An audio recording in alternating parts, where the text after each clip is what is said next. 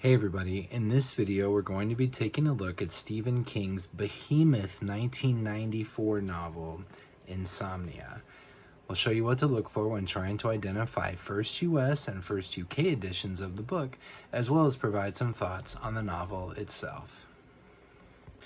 So the US trade edition was released by Viking in a massive print run, something like 1.5 million copies. I think I've read 1.3 million. I've also read 1.5 million. Anyway, there was a lot of these things. Here is the distinctive cover image, the back cover. Inside the dust jacket, I'm gonna look for a price of $27.95. Gray end papers. And this is another one of those handy dandy books that includes a number line. So you want to look for the number line that includes the number 1. That's how you know you have a first printing. Underneath the jacket, gray boards, red square imprinted in foil with SK's initials, not covered, so they are still gray. White cloth over the spine. Yeah, pretty good looking book. There are 2 variants on the cover, which is something that it didn't click with me until just a couple of years ago. I started hearing about variants, and I had seen multiple copies of Insomnia over the years, and it just never occurred to me that they were different. So they are basically negative, like a negative image of each other. So one has Stephen King's name in white, I suppose as an agent of the purpose, and one has Stephen King's name in red, I suppose as an agent of the random. But underneath the jackets, the books themselves are identical. So if you have one on your shelf, it is eye-catching, it looks okay, but if you have the 2 together, it is really eye-catching and it looks pretty neat. So these are not necessarily hard to find, but it is kind of just a fun extra thing to be on the lookout for and to pick up.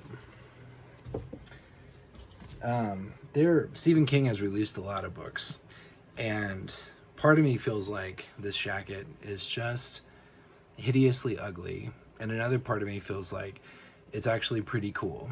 And it's not the best Stephen King jacket, but there have been so many Stephen King books that not all the jackets are going to be winners. But I can very vividly remember when this was released, and I remember seeing displays in bookstores, and it caught my eye from a long way away, which I think is probably the point of a dust jacket, and in that case, it is very effective.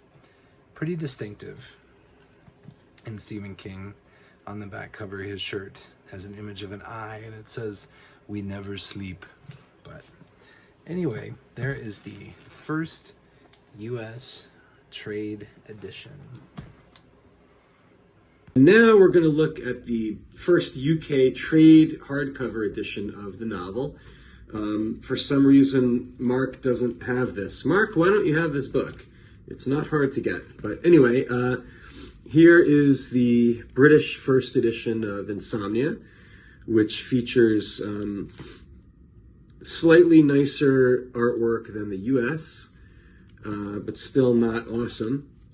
It's just the typical trade hardcover edition. If you want to see whether your copy is a first printing, you're looking for a price on the jacket of $15.99 UK. And the copyright page, I believe, will not... Oh, no, it does. It does have a printing line that goes down to 1 for first printing. Of course, because it's Hodder and Stoughton, King's publisher in the mid-90s, and Hodder always has the printing line. So one thing about this book is that the foil stamping did tend to run easily. So a lot of copies of this book have... it's this really nice kind of, I don't know the technical word, but it's kind of like glittery silver foil here. That tended to run, so you do see copies where this kind of bleeds into the jacket on the spine as well with the title. So If you're looking to buy a copy, make sure your copy doesn't have bleeding foil. Anyway, that's the British first of Insomnia. Thank you, as always, to Noah for showing another amazing first edition copy. Noah asked a very reasonable question in his portion of the video, and that's how come I don't have the first UK edition of Insomnia? It's not a particularly hard one to find. It can be rather challenging to find in really nice shape. The book is going on 30 years old now, and it's a big one, and the larger, heavier books tend to not fare as well in the long run. But really it comes down to practicality, right? So even though it's not a particularly hard book to find, I haven't found one that just jumped out at me as being an amazing deal, which I would consider, $20, $25 or less in great shape, be like, that's a great deal.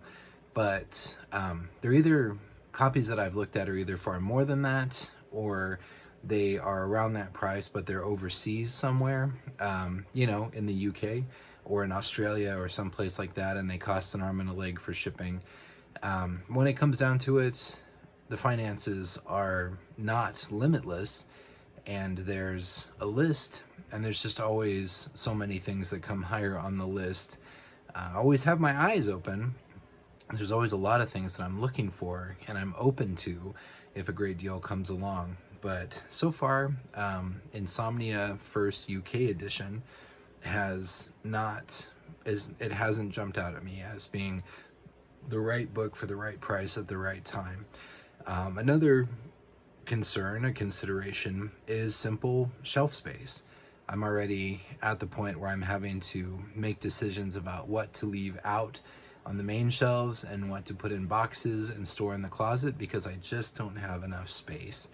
And as I'm entering the 90s, I have US first editions, but not all the UKs. It starts to kind of peter out. And if I were to pick up all the UK first editions, I just don't know where I would put everything. So as of right now, it's not high on my priority list. Anyway, way longer answer to Noah's fairly straightforward question, but there it is.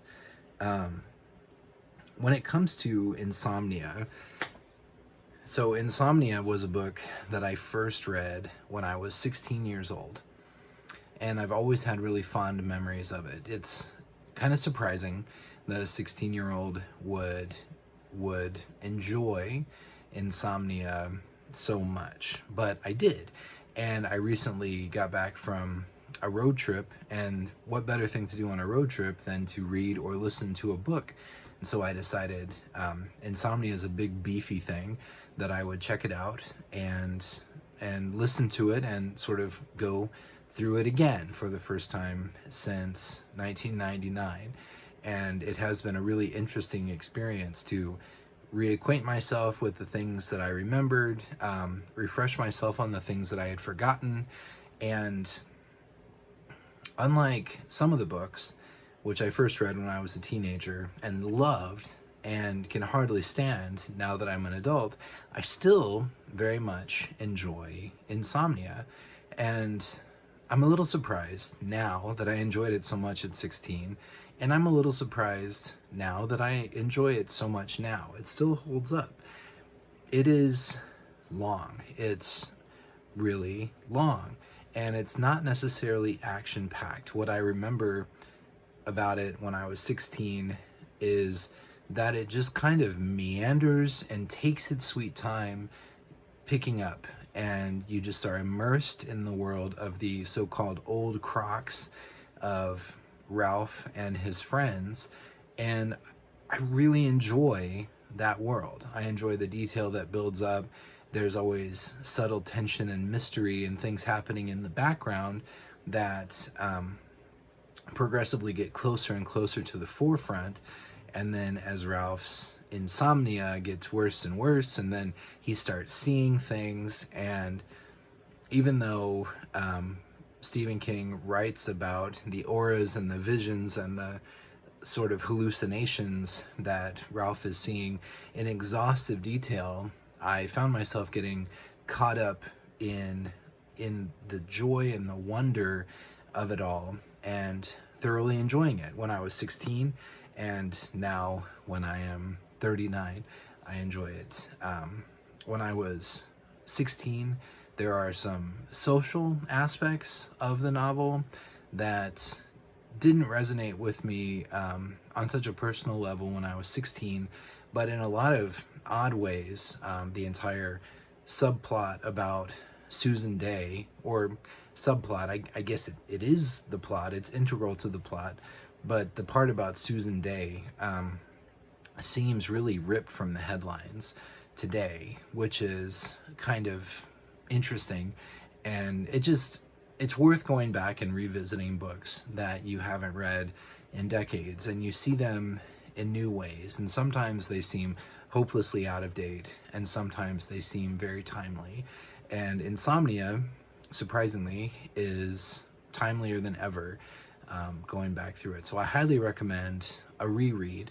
It is, when I was 16, I hadn't read anything, a single word of the Dark Tower series, and there are a number of novels that are closely linked to the Dark Tower series in some way. I mean, everything Stephen King has written is linked to the Dark Tower series, but some novels are much, and stories are much more explicit, and Insomnia ranks right up, probably near the top of the list of Dark Tower related standalone novels.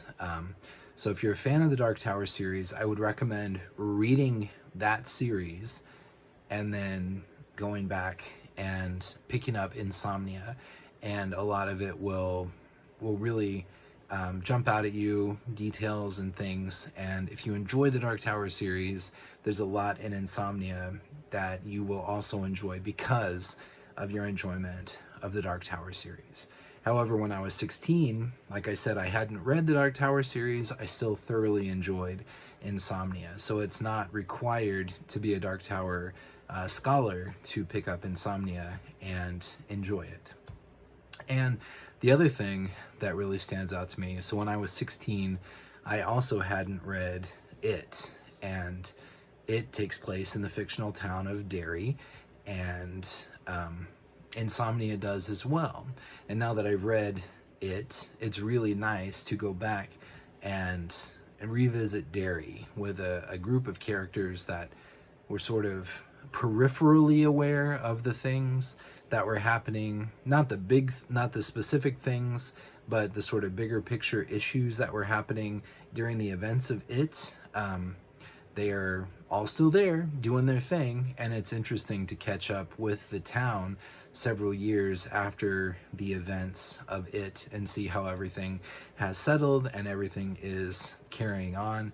Mike Hanlon, who features prominently in It, is the town's librarian, and he also features in Insomnia. So there's a lot in Insomnia that is really jumping out at me and that I'm really enjoying in my reread. And I wouldn't necessarily recommend it as anyone's first Stephen King novel. Like I said, if you've read the Dark Tower series and you enjoyed it, I think Insomnia, you want to read more about that world and how it connects to everything else in the Stephen King universe. Insomnia should be top of your list. And if it's been a few decades since you've read it, you might want to pick it up again because it is refreshingly, surprisingly timely, and has a lot of things to say about our modern society. And even though it's a sprawling behemoth of a book and really does kind of mosey and meander, I still find it engaging and gripping and interesting. I did when I was 16 and I still do now. It really holds up. But anyway, I think that's about all I have to say. Thanks again to Noah, and thanks to you, the viewer, for your watching and for your support. And I hope you have a great rest of your day, and I'll talk to you later. Bye.